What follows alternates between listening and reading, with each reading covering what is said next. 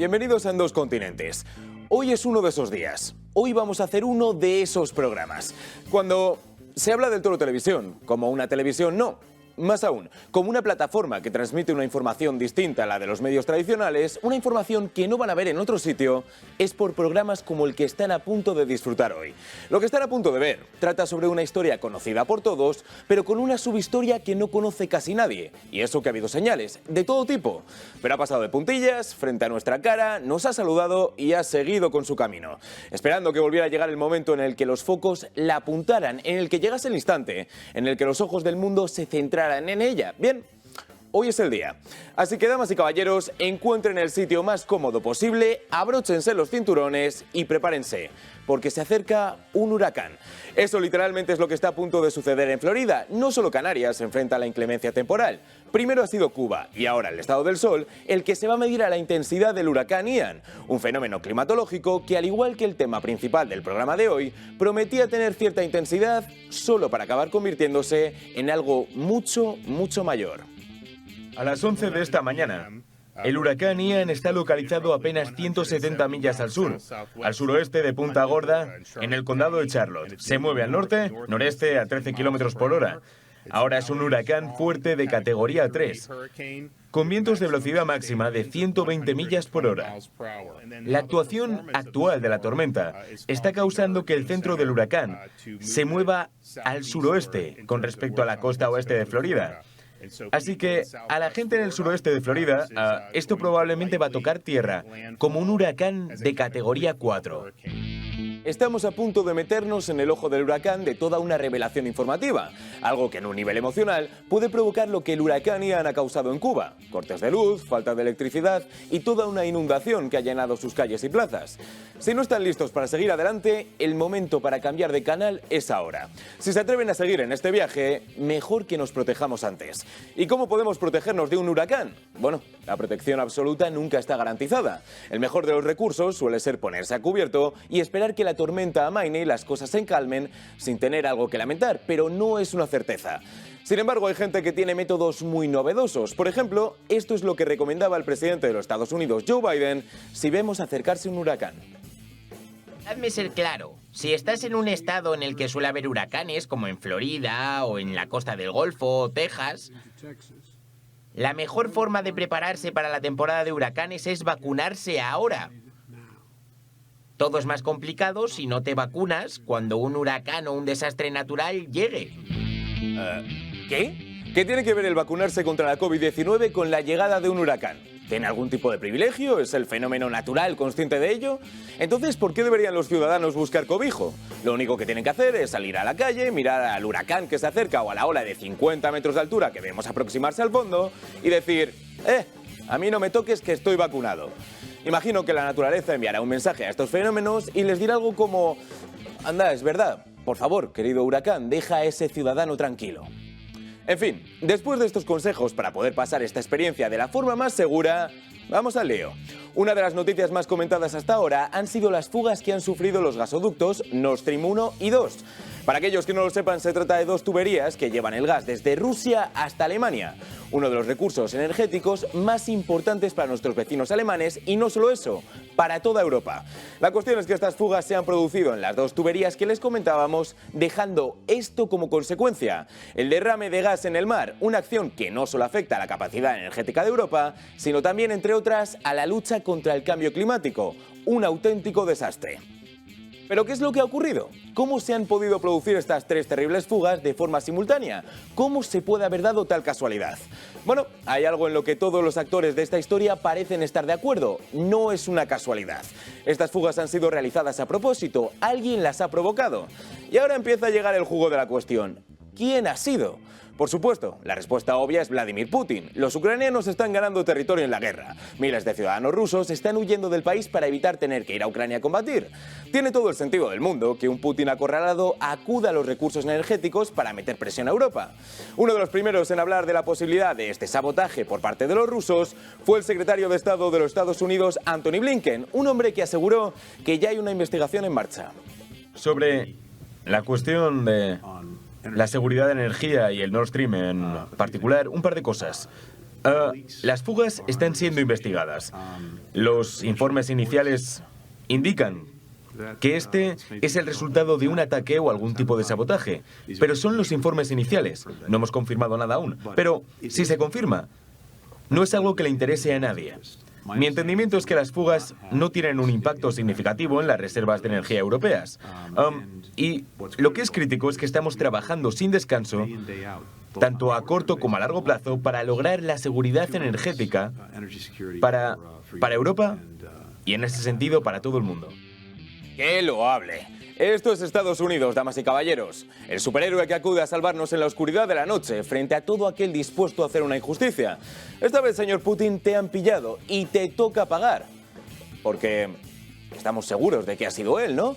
Tucker Carlson no es un presentador de esos convencionales. Su programa, emitido en la Fox News y de carácter republicano, tiende a ir contracorriente con respecto al resto de medios en Estados Unidos. Y esta vez no ha sido diferente. Tucker no está nada de acuerdo con su secretario de Estado. Sí, él piensa que ha sido un sabotaje, pero no señala a Rusia precisamente como culpable. Las acciones tienen consecuencias, iguales y opuestas. ¿Hacer explotar las tuberías del Nord Stream? Vale, nos hemos metido en una nueva fase, una en la que los Estados Unidos están directamente en guerra con la mayor potencia nuclear del mundo. No significa que la guerra nuclear sea inmediata, pero sí sugiere que podría haber consecuencias. Si de hecho hacemos estallar las tuberías del Nord Stream, ¿por qué no contraatacaría a Rusia con el corte de cables de Internet? ¿Qué ocurriría si lo hicieran?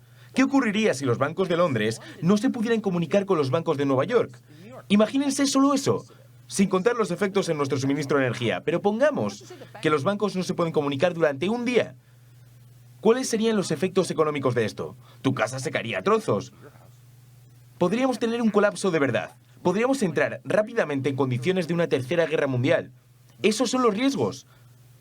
¿Ha considerado las consecuencias la gente que está detrás de esto? ¿Los genios como Victoria Nuland? Quizás sí. Quizás es el verdadero motivo. Sé lo que están pensando ahora mismo. ¿Qué? ¿Cómo va a ser Estados Unidos responsable de esta fuga? Será una de esas teorías conspiratorias que hay en el país. Es algo que no tiene ningún tipo de sentido. No se les puede culpar si piensan así. Es una historia que suena a estrafalaria, a chorrada, a invento. Y sin embargo, hay una serie de testimonios que ponen ese juicio a prueba. Al final del vídeo, el presentador norteamericano hablaba de Victoria Nuland. Se trata de la subsecretaria de Estado para Asuntos Políticos del país, una mujer que conoce a la perfección las intenciones de Estados Unidos, tanto a nivel nacional como internacional. Retrocedamos a enero, antes de que la pesadilla en Ucrania comenzara, antes de que fuera imposible relacionar al país con la palabra guerra. Había rumores. Cada día que pasaba crecía una sospecha, que Vladimir Putin, el presidente de Rusia, invadiría Ucrania. ¿Qué ocurriría con las relaciones entre los aliados de Estados Unidos y Rusia si esto acababa ocurriendo? ¿Qué pasaría con las interacciones y acuerdos entre Alemania y Rusia, por ejemplo? ¿Qué pasaría con las dos tuberías que conectan ambos países? Nuland lo tenía claro. Con respecto al Nord Stream 2, seguimos teniendo conversaciones muy fuertes y muy claras con nuestros aliados alemanes. Y quiero ser muy clara con vosotros hoy. Si Rusia invade Ucrania, de una forma u otra, el Nord Stream 2 no saldrá adelante. Si Rusia invade Ucrania, el Nord Stream 2 no saldrá adelante. No lo decimos nosotros, lo dicen los americanos, pero casi nos pillas, deben estar pensando desde sus casas. Cuando Nuland hizo esas declaraciones, el Nord Stream 2 no estaba en funcionamiento. Podría referirse únicamente a que el proceso no iba a finalizar, que la tubería no iba a tener la oportunidad de albergar su propósito. Y sin embargo acabó sucediendo. Incluso en medio de la guerra, se consiguió, mediante los dos países, que la tubería entrase en funcionamiento. Insistimos en los dos países, porque la decisión de que el Nord Stream estuviera activo era de ellos, de Rusia y de Alemania. Poco tenía que decir Estados Unidos si ambas naciones estaban de acuerdo. Y sin embargo, los estadounidenses eran los que no estaban de acuerdo con eso último. El mismo enero, el presidente de los Estados Unidos, Joe Biden, lanzó una de esas advertencias que son difíciles de olvidar, o que al menos deberían serlo. Dejadme contestar a la primera pregunta. Si Rusia invade Ucrania, significa que habrá tanques y tropas cruzando la frontera de Ucrania. De nuevo, no habrá más un Nord Stream 2. Acabaremos con ella.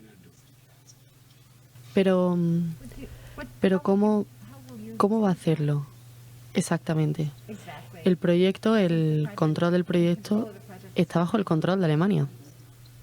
Nosotros te prometo que conseguiremos hacerlo. Conseguiremos hacerlo. Atentos a esa última declaración de Joe Biden porque es de lo más relevante. El presidente de los Estados Unidos está a punto de contestar, pero contestar de verdad. Decir cuáles son las verdaderas intenciones del gobierno, pero se contiene.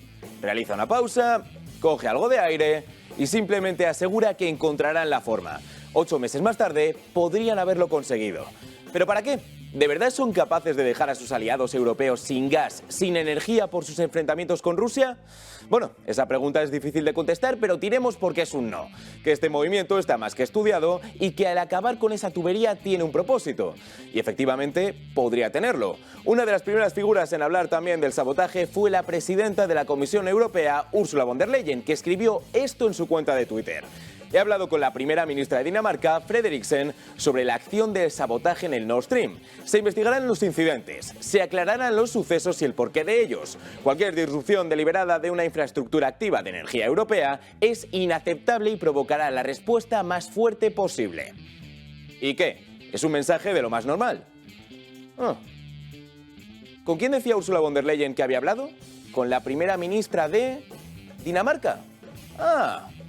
No, es que me parece curioso porque, cosas de la vida, el mismo día que se produjeron estas fugas, se presentó una nueva tubería que iba a llevar gas por Europa y... de verdad, qué casualidad. ¿Saben cuál era uno de esos países? Dinamarca.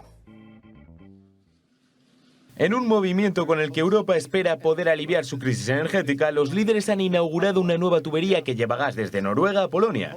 El primer ministro polaco estuvo acompañado de sus homogéneos de Dinamarca y Noruega y con representantes de la Unión Europea. Esto llega en un momento bastante conveniente, ya que Europa lucha desesperadamente por recursos energéticos y después del descubrimiento de Dinamarca y Suecia de la gran fuga en la tubería del Nord Stream. Hoy entramos en una nueva era. Una era de soberanía energética, libertad de energía y, sobre todo, seguridad. Seguridad energética y también seguridad en el sentido más amplio de la palabra. Y seguridad para Estados Unidos, que ahora es conocedor de la posibilidad de que Europa no tenga problemas de reservas de gas y no tengan que acudir a los rusos. ¿Era ese el plan? ¿Quitar las conexiones de Europa con Rusia para implantarlas en el mismo día con un país aliado? Bueno, dejaré que sean los protagonistas los que hablen de ello, si es que se atreven, claro. Imagino que esta no es una historia que quieran sacar a la luz con rapidez, y sin embargo hay excepciones.